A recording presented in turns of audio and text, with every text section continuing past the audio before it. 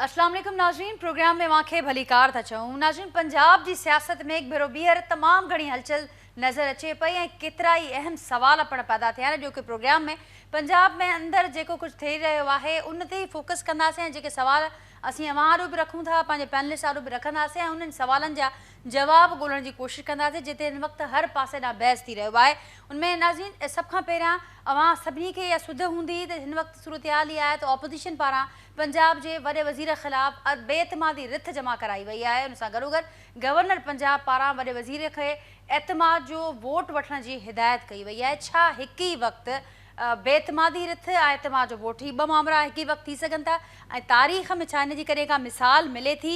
उन सां गॾोगॾु नाज़रीन इहो बि चयो वञे थो त कानून मूजिबि जेकॾहिं कंहिं वॾे वज़ीर ख़िलाफ़ जेकॾहिं बेइतमादी रिथ या एतमाद जे वोट वारो मामिलो अचे थो त उन खां पोइ कानूनी तौर ते उहो वॾो वज़ीर असेंबली नथो टोड़े सघे। त छा ही जेके ॿई रिथूं साम्हूं आयूं आहिनि उन खां पोइ गवर्नर पारां एतमाद जो वोट ऐं जेका ॿी रिथ साम्हूं आई आहे, छा उन खां पोइ पंजाब असेंबली टुटण खां बची वई आहे? ही तमामु अहम सवाल आहे। ऐं उन सां गॾु नाज़रीन हिकु ॿियो सवाल बि जंहिं ते बि तमामु घणो बहस हली रहियो आहे त गवर्नर पारां जेको सॾायल इजलास आहे, हाणे स्पीकर पंजाब असेंबली साहब इहा ॻाल्हि कनि था त छाकाणि त इजलास हलंदड़ आहे ऐं इजलास एडजर्न न थियो हो, उन करे गवर्नर इजलास नथो सॾाए सघे। जेको गवर्नर पारां इजलास तलब कयो वियो आहे उहो अमल गैर क़ानूनी आहे। उन खां सवाइ कुझु अहम मुलाक़ातूं राब्ता बि थियनि पिया। उन्हनि मुलाक़ातुनि जो कहिड़ो नतीजो निकिरंदो, ही समूरी जेका सूरत हाल आहे जुमे ते दमादम मस्त कलंदर थियण वञे पियो, उन खां अॻु ई सूरत हाल वाज़े थी वेंदी? इन समूरनि मामलनि खे जो कि प्रोग्राम में डिस्कस कंदासीं। जेको पैनल मूंसां गॾु मौजूदु आहिनि जो तारुफ़ असां कराईंदसि, मूंखे जॉइन कयो आहे नाज़रीन पाकिस्तान पीपल्स पार्टी सां तालुक़ु रखंदड़ सीनियर अॻवान आहिनि फयाज़ बुट साहब, मूंसां गॾु वीडियो लिंक ते मौजूदु आहिनि। मूंखे वीडियो ते ही जॉइन कयो आहे लाल माली साहब, पाकिस्तान तहरीक इंसाफ़ जा सीनियर अॻवान आहिनि। शबीर शर साहबनि सीनियर कानूनी माहिर आहिनि, मूंसां गॾु मौजूदु आहिनि वीडियो लिंक ते। ऐं उन खां सवाइ राहिला ख़ादिम हुसैन साहिबा पिणु मूंखे नाज़रीन मुस्लिम लीग नून सां जो तालुक़ु आहे उहे पिणु मूंखे जॉइन कंदियूं। त जीअं जीअं नाज़रीन जेके गेस्ट असांखे जॉइन कंदा असीं उन्हनि खां गुफ़्तगू कंदासीं। हिन वक़्तु जेके गेस्ट मौजूदु आहिनि उन सभिनी खे भली कार चवां थी ऐं उन सां गुफ़्तगू जो आगाज़ बि कंदासीं। मुंहिंजी इजाज़त सां लाल साहब, फयाज़ साहब, असीं शबीर शर साहब खां आगाज़ कंदासीं। शबीर साहब, जेका सूरत हाल पंजाब में नज़र अचे पई, हिकु भेरो ॿीहर तमामु घणी गर्मा गर्मी आहे, तमामु वॾी हलचल नज़र अचे पई। चौधरी जेके गुजरात जा चौधरी आहिनि उहे पिणु ग्रेट गेम जेका नज़र अचे पई उन में ॿीहर इन थिया आहिनि। समूरी सूरत हाल अव्हां जे आॾो आहे, पर कुझु कानूनी सवाल पैदा थियनि पिया, कुझु कानूनी मुंझारा आहिनि, उन्हनि ते रोशनी विझो।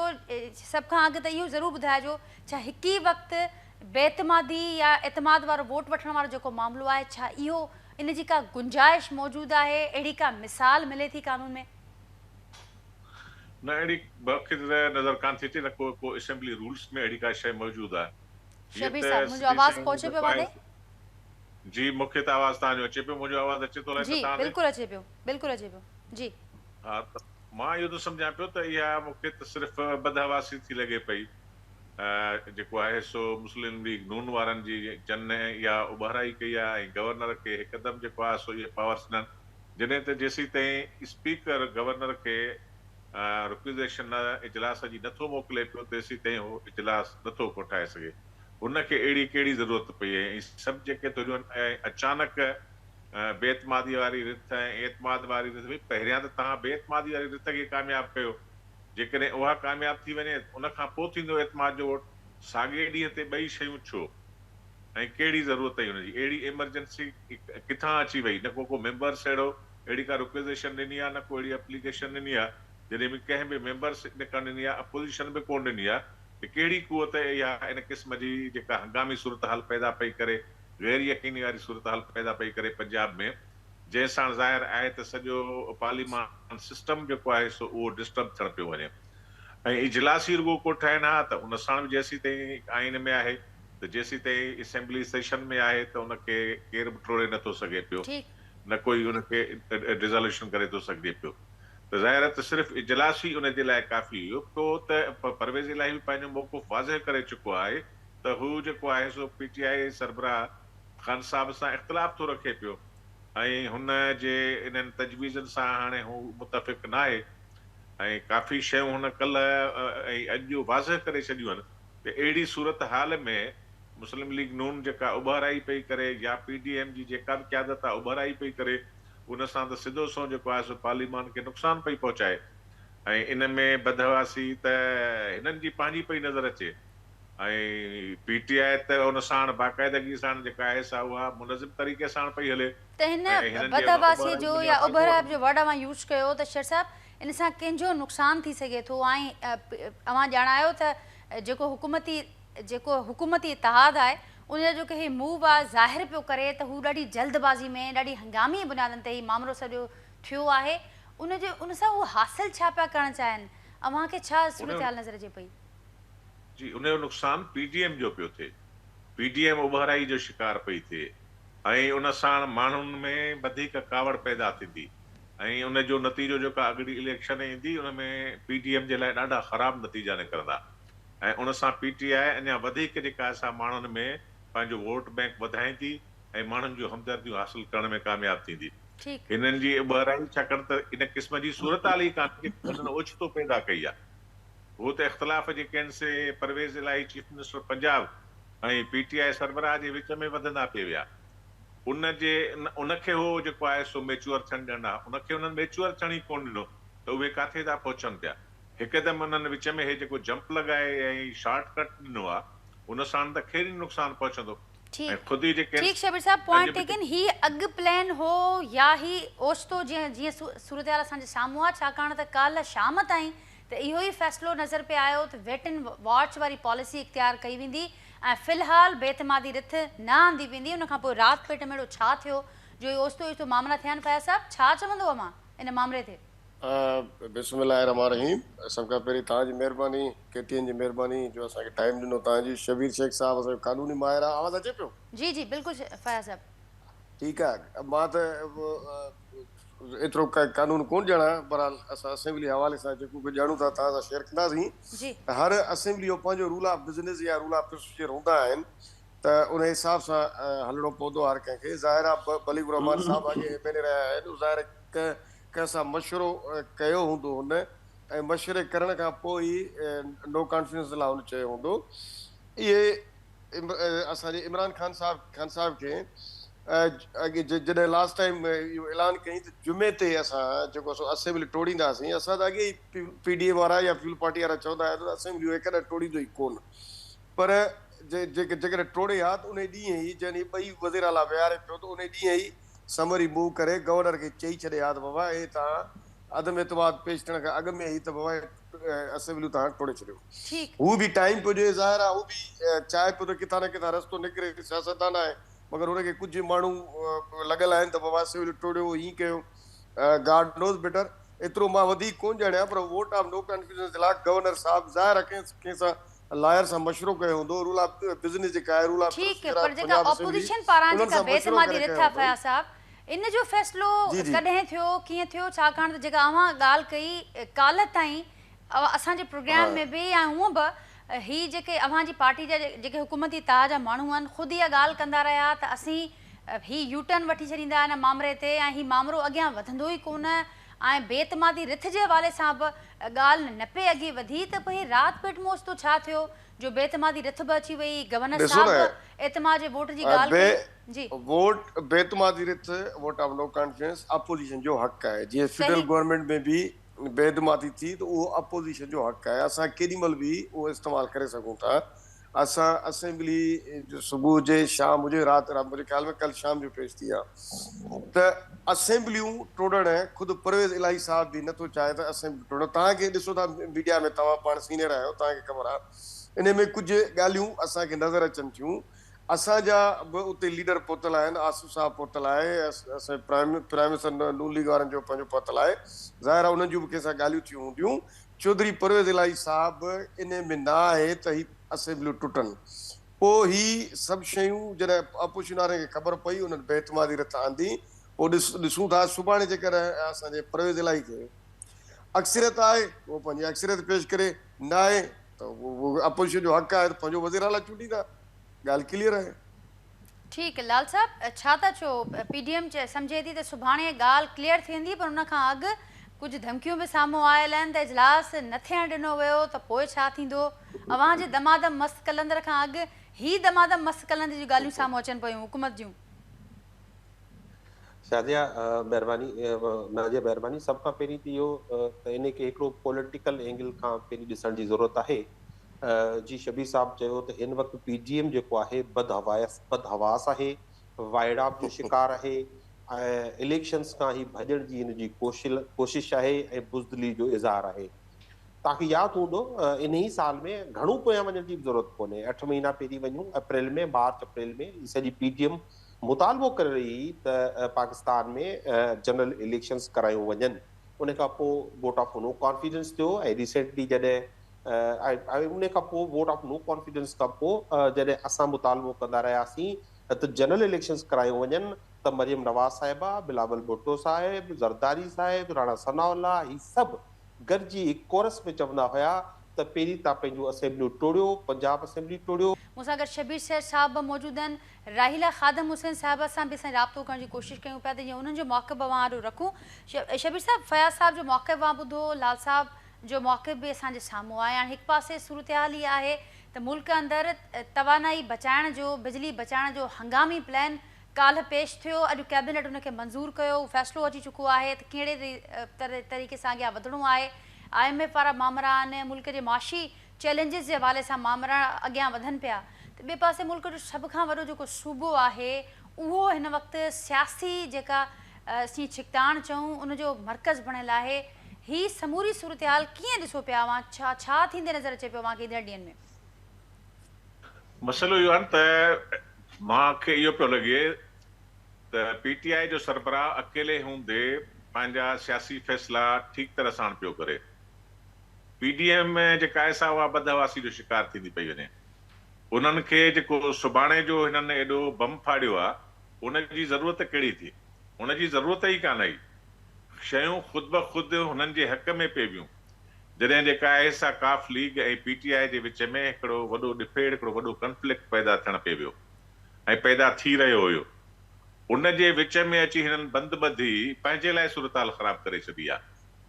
ऐं जेका मुआशी हालत तव्हां चओ था उहा त अॻु में ई ख़राब आहे। बंदर PDM वॾी पुरउमीद नज़र अचे पई। अवां ॼाणो पिया त उबर आहे, हाणे अवां फयाज़ साहब खे बि ॿुधो, उहो ज़िक्र बि कनि पिया त आसिफ़ साहब उते पहुतल आहिनि ऐं वॾियूं अहम मुलाक़ातूं, राब्ता बि हलनि पिया। इहे बि ज़रियनि वटां ख़बरूं गर्दिश में आहिनि त शायदि पीपल्स पार्टी खे हिन वक़्तु उते वॾ वज़ारत ॾियण लाइ नून लीग बि राज़ी आहे। खोड़ मामला अॻियां वधनि पिया। ही सियासी हिकमत अमली बि त थी सघे थी जंहिंखे अवां उभराए पिया, बदहवासी जो नालो पिया ॾियो। पोइ हिन जो मतिलबु आहे त लोटाक्रेसी पैदा कई आहे। डॉलर ख़र्च कयो अथनि। जेकॾहिं ज़रदारी साहिब बि उते पहुतो आहे, मेंबर ख़रीद कया अथनि। अॻु में ई हुनजी ख़ुआरी केतिरी थी जॾहिं मेंबर ख़रीद कया, उहे लोटा पैदा कया। पर उन ते अदालत जो फ़ैसिलो बि आयल आहे। हा, उन ते अदालत जो फ़ैसिलो बि आयल आहे। सॼी दुनिया वरी खिलंदी जी। सॼी दुनिया हुननि ते जेका आहे सा उहा टोकूं कंदी त भई जॾहिं कॾहिं तव्हां इहा हिन क़िस्म जी उॿाराई पैदा कई आहे त इन मतिलबु आहे तव्हां मेंबर ख़रीद कया आहिनि। हिकु तव्हां वटि पैसो कोन्हे को, ॿ जहाज़ जेके आहिनि से उहे बंदर ते तव्हांजा बीठा आहिनि, जंहिंजे लाइ जेका आहे उहा पेमेंट कोन पिया करे सघो, जंहिंजे करे पोल्ट्री जी इंडस्ट्री तव्हांजी सॼी जेका आहे बंदि थियण पई वञे। ऐं ॿिए पासे तव्हां जेके आहिनि से उहे ॿोरियूं खोले छॾियूं आहिनि ऐं मेंबर था ख़रीद कयो। इन साण त सॼी दुनिया खुलंदी, सॼे मुल्क जे माण्हुनि जूं हमदर्दियूं PTI सां वेंदियूं। ठीकु शबीर साहब, मुंहिंजो पॉइंट अची वियो। मूंसां गॾु राहिला ख़ादम हुसैन साहिबा बि आहिनि नून लीग खां, ऐं मूंसां गॾु लाल माली साहिब जो राब्तो बि बहाल थी वियो आहे। लाल साहिब, तव्हां कंटिन्यू कजो पंहिंजी गुफ़्तगू, पोइ असीं राहिला साहिबा खां बि वठूं था। नजब, मूं इहो चवणु पियो चाहियो त बेसिकली PDM जेको आहे इलेक्शन खां भॼणु चाहे थी पई। हीउ मुतालबो पाण कंदा रहिया हुआ त मुल्क में चूंडूं करायो ऐं पोइ बाद में हिननि पाण मुतालबो कयो त सूबाई असेंबलियूं टोड़ियूं वञनि। जे त जेॾीमहिल इमरान ख़ान इहो ऐलान कयो 26 नवंबर ते रावलपिंडी में, पोइ तव्हां ॾिठो त सॼी PDM जेको आहे सिंध मां आसिफ ज़रदारी साहब खे इहो टास्क ॾिनो त इहो जेको चवंदा आहिनि न, कुदो कमु कंहिंखे ॾिजे वञी, कुदो कमु इहो तव्हां वञी करियो सिंध वारा, असांजो कहिड़ो कमु हो हुते। सो PDM वारनि ज़रदारी साहब खे इहो कमु ॾिनो त वञी उते इन PTI जी हुकूमत खे किरायो। तव्हां ॾिठो हुननि काफ़ी कोशिशि कई पर हिकिड़ो मेंबर हू टोड़े न सघिया। हाणे वरी बि पोइ हुननि बाद में चयो त असीं इलेक्शन लड़ण लाइ तयारु आहियूं। जॾहिं हिन ख़ातिरी कराई त असां टोड़ण जो ऐलान कयो आहे त उन में बाद में वरी PDM जेका आहे उहा ई रविश इख़्तियार कई आहे। ऐं हुते ज़रदारी साहब पहुतो आहे, सिंध जा वज़ीर बि हुते पहुता आहिनि। ऐं हाणे इतलात इहे आहिनि त सिंध जे ॿोड़ सटाइलनि जो, ॿोड़ सटियलनि जा जेके अरबे रुपया आहिनि, इहे खणी हुते हिननि ॿोड़ियुनि जा मुंहुं खोले छॾिया आहिनि त पाकिस्तान तहरीक इंसाफ़ जी हुकूमत कराइण लाइ सिंध जे मिसकिन माण्हुनि जो जागीरनि जा जेके पैसा आहिनि इहे उते इस्तेमालु कनि। बुनियादी तरह मूं तव्हांखे जेका ॻाल्हि कई उहा इहा ई त पीडीएम इलेक्शन खां भॼणु चाहे पई। न सिर्फ़ु हिते तव्हां ॾिठो कल्ह इस्लामाबाद में हिननि हिकिड़ी भोटे क़िस्म जी जेका हरकत कई ऐं हुते लोकल गवर्नमेंट हिननि खे मुअतल कराइण जी कोशिशि कई। माना इस्लामाबाद जहिड़े शहर में पीडीएम खे या PMLN खे 101 यूनियन काउंसिल्स लाइ पूरा उम्मीदवार कोन मिली सघिया आहिनि। तव्हां ॾिसी रहिया आहियो त सिंध में, कराची में, हैदराबाद में लोकल गवर्नमेंट इलेक्शंस खां बि भॼंदा रहिया आहिनि। सो बेसिकली हिन जो मक़सदु आहे त कंहिं तरह इलेक्शंस न थियनि, छाकाणि त हीअ हाणे अवाम में हिननि में वञण जो हिननि में बस में आहे कान। ही पीडीएम ख़ासि तौर ते नून लीग पंजाब में तव्हां ॾिसो ही त वीचारा हिकिड़ो बर्गर बि कोन था खाई सघनि। जिते बर्गर खाइण था वञनि त उते अवाम हिननि जो घेराव करे थी, अवाम हिननि जे ख़िलाफ़ नारा हणे थी। हिननि टोटल जेको हिकिड़ो बैरूनी साज़िश जे ज़रिए हिननि हिकिड़ो मुल्क जे ख़िलाफ़ जेको कमु कयो, हिकिड़ो रिजीम चेंज थी। उन खां पोइ हिननि जो जेको सॼो माहौल आहे हिननि जे ख़िलाफ़ आहे, अवाम हिननि जे ख़िलाफ़ आहे। इन्हनि खे जेको पंजाब में इलेक्शंस थिया 20 सीटुनि ते, उन खे पाण ॾिठो त क़ौमी असेंबली जा जेके 8 सीटुनि ते इलेक्शंस थिया, जंहिंमें 7 सीटूं इमरान ख़ान कटी वरितियूं।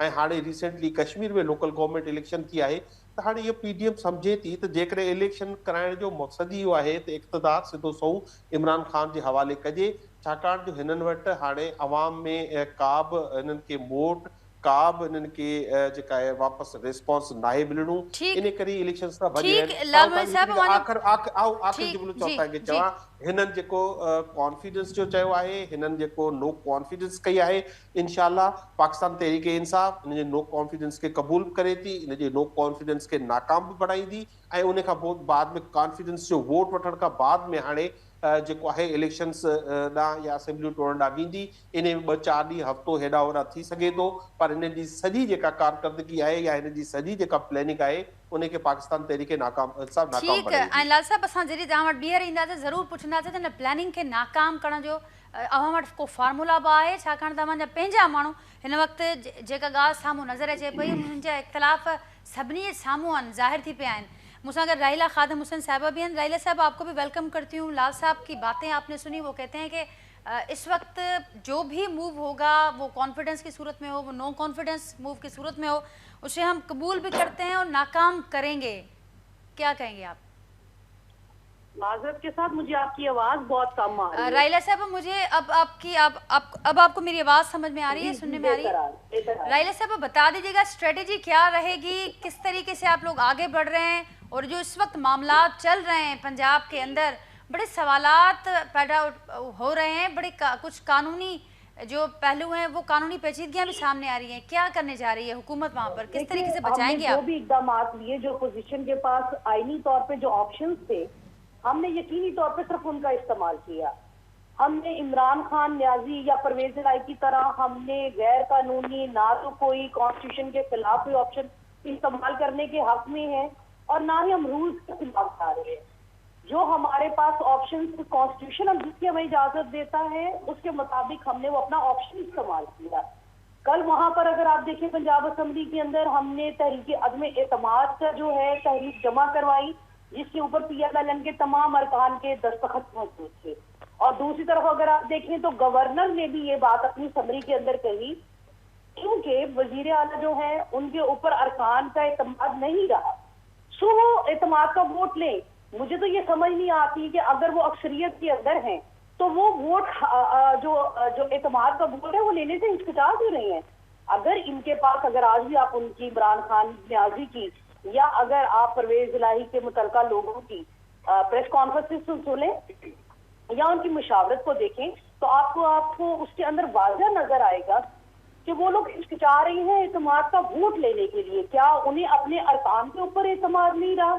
यकीनी तौर पर बात ऐसे ही है कि उनके अपने लोग अब परवेज इलाही या इमरान खान के ऊपर ट्रस्ट नहीं कर रहे, जिसकी वजह से हिचकिचा रही हैं। कल तक अगर आप देखें तो उन्होंने इजलास कल के दिन में गवर्नर ने उनको कहा कि आप एतमाद का वोट बुध वाले दिन 4 बजे ले, लेकिन आज स्पीकर ने वो इजलास जुम्मे के रोज तक मुलतवी कर दिया। तो ये गैर आईनी कदम तो जो है स्पीकर उसने उठाया। लेकिन राहिला साहबा, स्पीकर का आपने जिक्र किया तो जरूर आपने सुना होगा, सिप्तेन खान साहब कहते हैं कि जब इजलास चल रहा हो, आप खुद उस ऑगस्ट हाउस के मेंबर भी हैं, जब इजलास चल रहा हो तो उस वक्त गवर्नर साहब इजलास नहीं तलब कर सकते। ये देखिए, गैर बात कानूनी वाजिया है और रूल्स के अंदर मौजूद है, और कि जो गवर्नर है वो किसी वक्त भी वजीर आला को एतमाद के वोट के लिए कह सकता है। इसमें कोई ढकी छुपी बात नहीं है कि जनाब वो नहीं कह सकते। उनके खिलाफ तहरीके अदम एतमाद अपोजिशन कभी भी जमा करवा सकती है, चाहे ड्यूरिंग सेशन क्यों ना हो। लेकिन इस ये पर तो बड़ी एतमाद आराएं की बटी बात हुई है। सामने आ वज़ीर रही आला हैं। के पास अगर एतमाद के वोट पूरे हैं तो उन्होंने कल का इजलास मुलतवी क्यों कर दिया, उसे बुध तक क्यों लेकर फ्राइडे तक क्यों लेकर चले गए। सो ये बात हमारी जो अपोजिशन की बात है कि हम कोई भी गैर आईनी कदम ना उठाएंगे और ना ही किसी को उठाने देंगे। ठीक। अगर ये इस तरह की हटदर्मी करेंगे तो कोर्ट खुले हैं, हम हाउस की प्रोसीडिंग लेके कोर्ट के पास भी चले जाएंगे कि गवर्नर ने इस तरह से समरी जो है वो उनको कॉन्फिडेंशियली कहा और उन्होंने जनाब इजलास जो है वो मुलतवी कर दिया फ्राइडे तक, तो गैर आईनी कदम तो स्पीकर ने उठा लिया। ठीक, उसने चले गवर्नर ये से तो कह दिया राइला कि साहब आप आपने नहीं बुलाओ। वाज़ेह कर दिया कि इसके बाद कोर्ट का दरवाजा खुला है, अगला मूव ये होगा। लेकिन जो राना सनाउल्लाह साहब हर की ऑप्शन इस्तेमाल करेंगे। ठीक। हमारे पास अगर हमारा प्लान ए था मौजूद, हमने अपनी तहरीकें जमा करा दी, गवर्नर की समरी भी आ गई, और अगर वो नहीं मानेंगे तो हमारा प्लान बी प्लान सी भी मौजूद है, हम उसके ऊपर इम्प्लीमेंटेशन की तरफ जाएंगे। जो राना सनाउल्लाह साहब ने जो उनका बयान सामने आया, जो उनकी तरफ से वार्निंग है, वो प्लान बी का हिस्सा है, सी का हिस्सा है?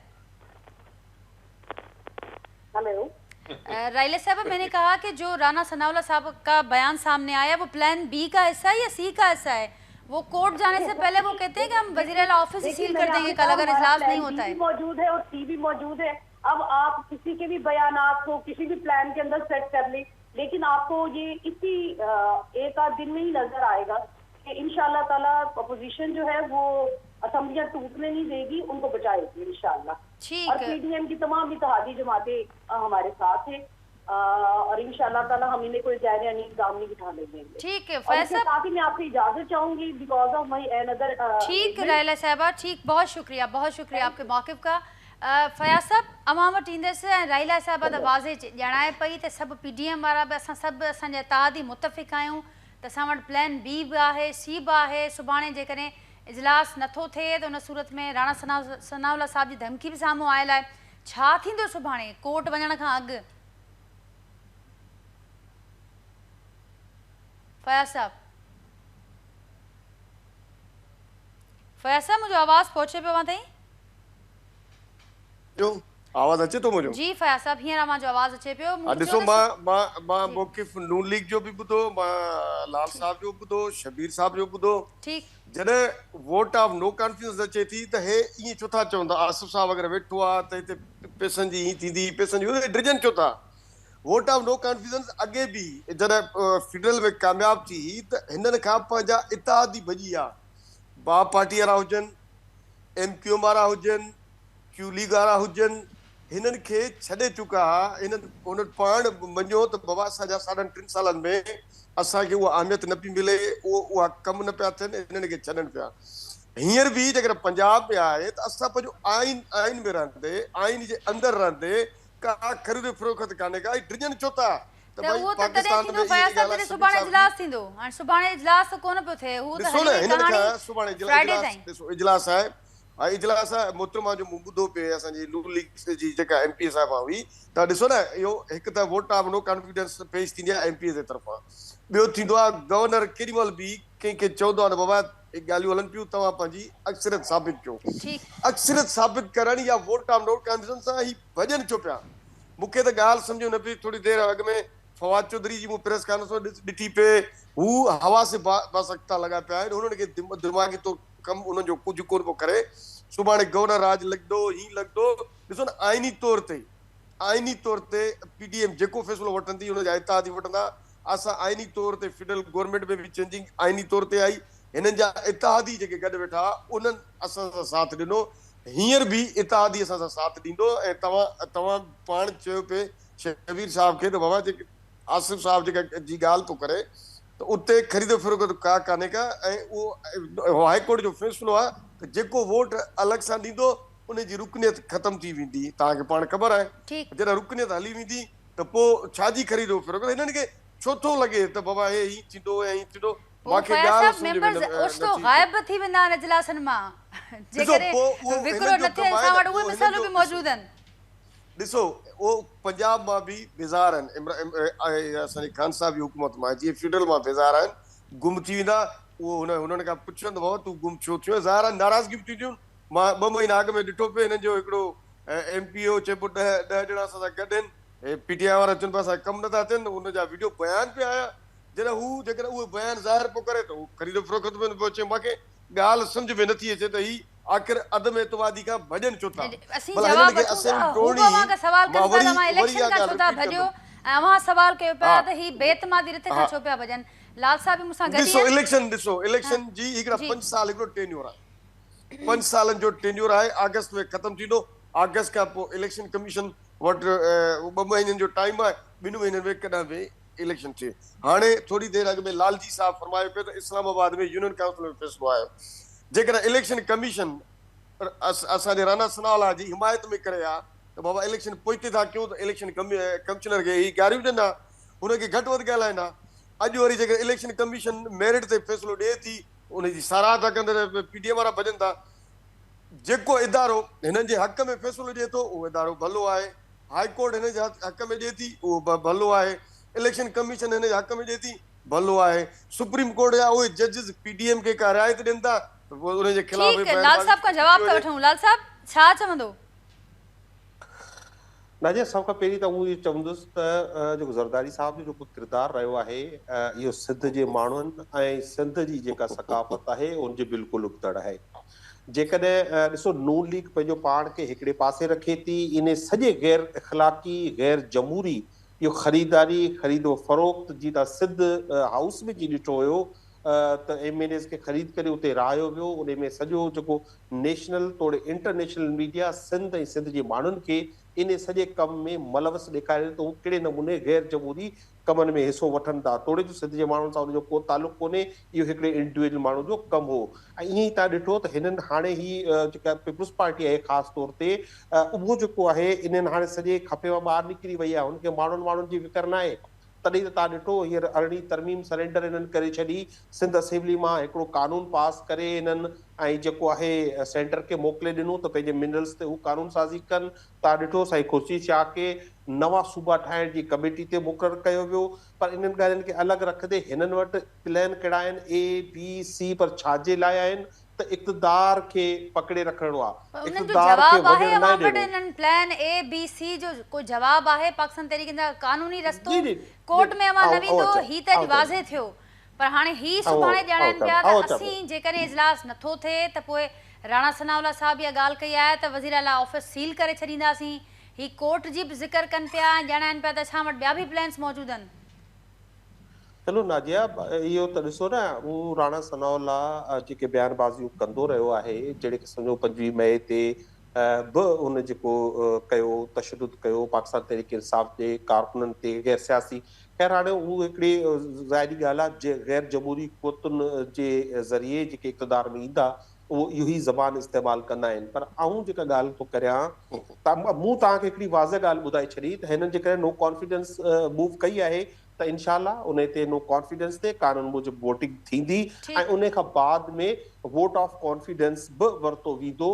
छाकाणि त हींअर इजलास हिकिड़ो हलंदड़ आहे, उन में ही नथा चई सघनि वोट ऑफ कॉन्फिडेंस वठण जो, बेशक कोर्ट में वञनि, जेकॾहिं कोर्ट में वञिणो आहे त धमकी ॾियण जी ज़रूरत न आहे।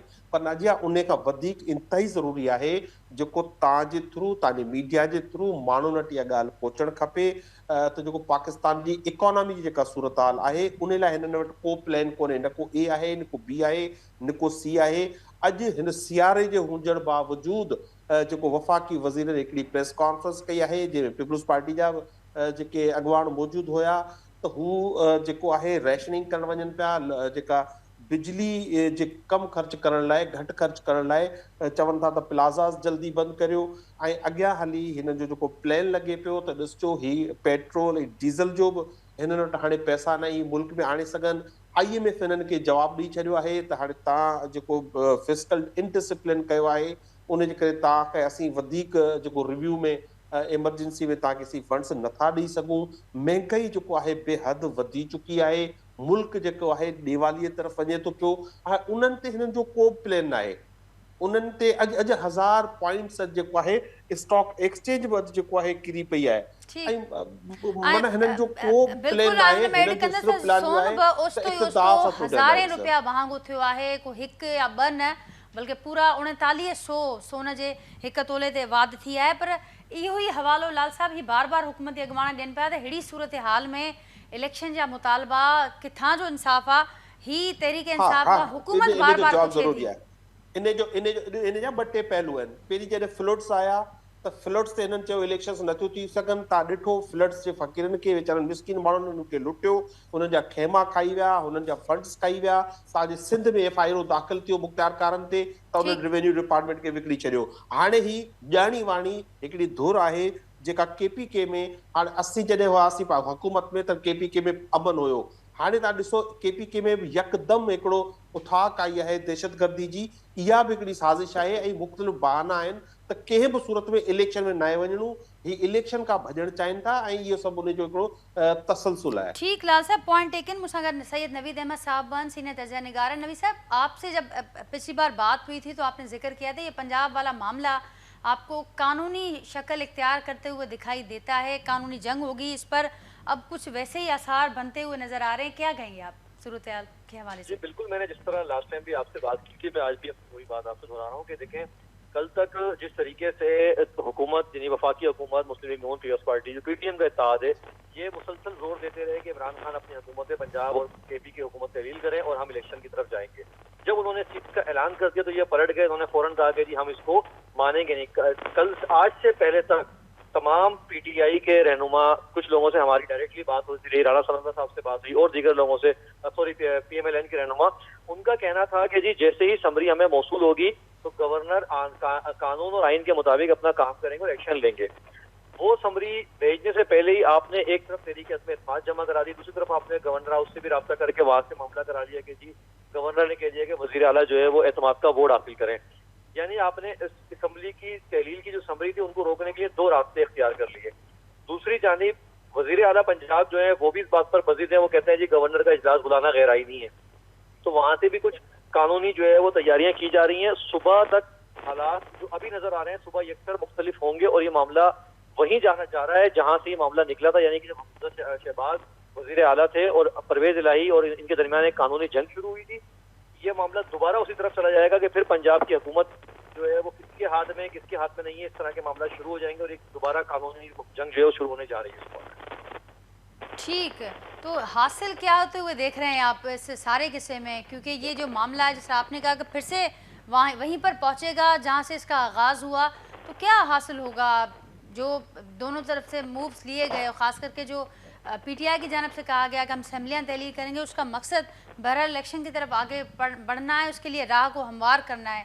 तो आप समझते हैं कि वो राह हमवार होगी इस किस्म की सूरत हाल में, या जो हुकूमत समझती है कि हम अपने लिए कोई situation, win win situation create कर लेंगे, वहाँ पर अपने हक में माहौल कर लेंगे, या वो भी आपको नज़र आता है कि इस किस्म की सूरत हाल में पॉसिबल होगा? तो हासिल क्या होगा? अभी तक जो है ना, अभी तो जो सिचुएशन है, इमरान खान साहब ने अपने जितने भी टारगेट सेट किए थे उनमें से कोई एक भी वो हासिल नहीं कर सके। उन्होंने लॉन्ग मार्च करके देख लिया, उन्होंने असम्बली से, कौमी असम्बली से इस्तीफे देके देख लिया, उन्होंने अपने लॉन्ग मार्च को तवील कर लिया, धरने दे दिए, जो कुछ उन्होंने करना था वो सब कुछ वो किया, लेकिन वो उसमें अपना कोई मकसद हासिल नहीं कर सके। ना आर्मी चीफ की तैनाती में उनका कोई आया इनपुट मिला दिया गया उनसे, ना ही वो इलेक्शन की तारीख ले सके, ना ही किसी और मामले में बात की। इस वक्त जो उन्होंने मूव चलाई है ये उनका एक फाइनल और आखिरी एक एक्शन था जो उन्होंने लेने जा रहे हैं वो, लेकिन इस एक्शन के ऊपर हुकूमत ने पहले से तैयारी की हुई थी और वो तैयारी नजर आ गई है। बात वही है कि हासिल दोनों में से किसी को कुछ नहीं होना, ये मामला खराब होते रहेंगे और इसके बराह रास्त इसका जो शिकार है, बराह रास्त जो इसके असरात है वो आवाम पर पड़ेंगे। इन लोगों को जब तक दोनों पार्टियां यानी दोनों PTI और PDM जब तक टेबल पे बैठकर बात नहीं करेंगे इसका कोई हासिल उसूल नहीं होना। कानूनी जंग भी अगर चलेगी तो उसमें भी किसी को फायदा नहीं होना, सही, और नुकसान सिर्फ और सिर्फ आवाम का होना। ठीक, शबीर साहब छा चवंदो? वाह, नवी साहब ब पंहिंजी राय रखी आहे, उनसां गॾोगॾु जेके लाल साहब ऐं फयाज़ साहब खे बि मां ॿुधो, छा चवंदो? वाह, नवी साहब जी ॻाल्हि बिल्कुलु मूंखे सही थी लॻे पई, हुनजो सही तर्जीह आहे त इहा ई सूरत हाल पैदा थियण पई वञे।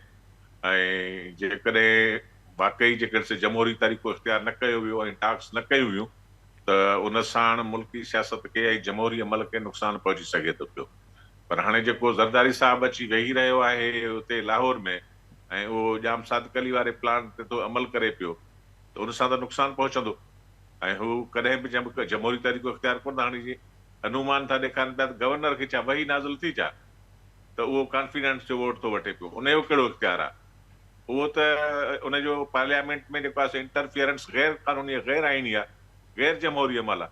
जेसीं ताईं कोई वॾी मूव नथी थिए, कोई जेको आहे सो नो कॉन्फिडेंस मूव करे हा, उन सूरत में उहो करे। हींअर हुन सम्झी वरितो त छाकाणि त उहो हिकिड़ी पार्टी सां तालुक थो रखे पियो, हुन सम्झी वरितो त हिते जेका डिफेट पैदा थी वियो आहे, तंहिं करे हाणे मां वज़ीर आला खे चवां त तूं पंहिंजो कॉन्फिडेंस जो वोट वठि। इहो किथां जी कानून आहे, किथां जी आइन जेका शइ जेका गवर्नर खे अलो थो करे पियो। गवर्नर त सिधो सो जेको आहे जमहूरी अमल में मुदाख़लत कई आहे, हलंदड़ असेंबली इजलास में जेको आहे सो हुन डिफेड विधो आहे। इन क़िस्म जूं जेकॾहिं पीटीएम हरकतूं कंदी, मुस्लिम लीग नून कंदी त सुभाणे अवाम खे मुंहुं न ॾेई सघंदा। अॻु में ई अवाम ज़ाहिर मथां मचरियल आहे, ऐं सुभाणे जेकॾहिं या नो कॉन्फिडेंस जो ई कामयाबु करे था वठनि ऐं लोटा ख़रीद करे था वठनि पिया, माण्हुनि खे ख़रीद करे था वठनि पिया, त माण्हुनि हिननि जो हशर ॾाढो ख़राबु कंदा, माण्हू हिननि खे ॿाहिरि निकिरणु कोन ॾींदा।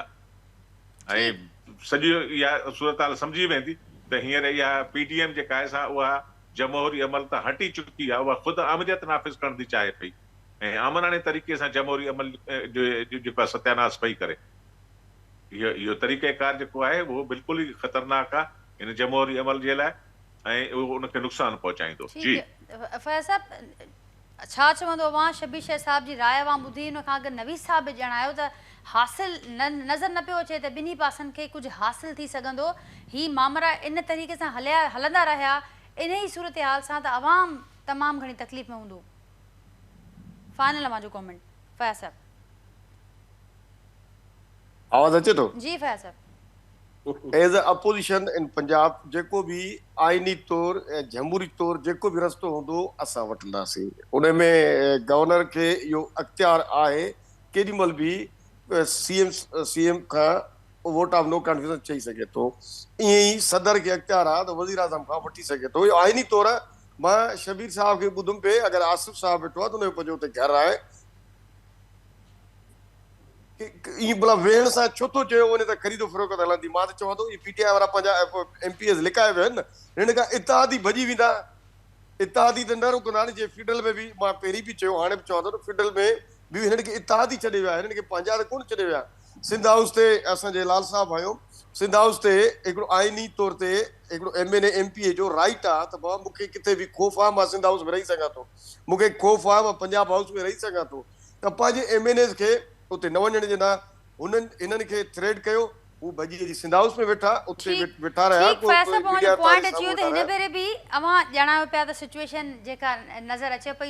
आइनी तौर ते जमहूरी तौर ते जेके असांखे राइट्स आहिनि, जेके असांखे उहो सिस्टम आहे, असां उन सिस्टम खां ॿाहिरि कोन ईंदासीं। जेको असांखे उहो हक़ आहे आइनी तौर असां वठी रहंदासीं। ज़रदारी साहब जो पंहिंजो घर आहे उते वेहे थो त तव्हांखे छो थो उन मां डपु लॻे? मां चवां थो ज़रदारी साहब खां एॾो ख़ौफ़ था कनि। ऐं सैलाब ते ॻाल्हाईंदुमि, लाल साहब ॻाल्हायो, तव्हांजो ॿुधो सिंध में सैलाब में ॿुॾूं पिया, केपी के ॿुॾे पई, खान साहब पंहिंजा जलसा पियो करे, केॾी महिल आज़ाद कश्मीर में करे पियो, सिंध खे ख़बर आहे त केरु हुन सां केॾा केरु न आहे। हींअर टाइम पूरो थियो आहे, मुंहिंजो मौक़िफ़ असां बहरहाल अवाम ताईं पहुचाए छॾियो आहे। मुंहिंजी वॾी महिरबानी, मां टाइम कढियो अॼु के प्रोग्राम लाइ। लाल माली साहब, राहिला ख़ादम हुसैन साहिबा, शबीर शेख साहब ऐं नवीद अहमद साहब मूंखे कुझु देरि लाइ जॉइन कयो के प्रोग्राम में। सभिनी तमामु वॾी महिरबानी। नाज़रीन, पंहिंजे फीडबैक खां असांखे आगाह कजो, वरी सुभाणे मां सां मुलाक़ात कंदासीं। तेसिताईं ॾींदा इजाज़त। अल्लाह हाफ़िज़।